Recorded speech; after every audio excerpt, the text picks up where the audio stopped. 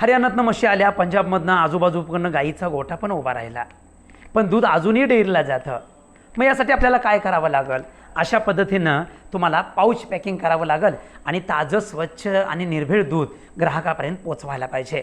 त्याचबरोबर पनीरची मागणीसुद्धा, दह्याची मागणीसुद्धा, लस्सीची, ताकाची, लोणी, तूप हे सगळं आज आपल्याला ग्राहकापर्यंत पोचवायला पाहिजे. मग यासाठी आपल्याला काय करावं लागेल? अगदी छोट्या छोट्या आणि थोड्या थोड्या कमी बजेटमधल्या मशिनरी खरेदी करावी लागेल. मग त्याचं अपेक्षित बजेट किती आहे, कुठल्या मशिनरी घ्यायच्या, सुरुवातीला खर्च किती येईल मशिनरीसाठी, या सगळ्या विषयाचा विचार करून आम्ही एक ऑनलाईन वेबिनार या ठिकाणी आयोजित केलेला आहे.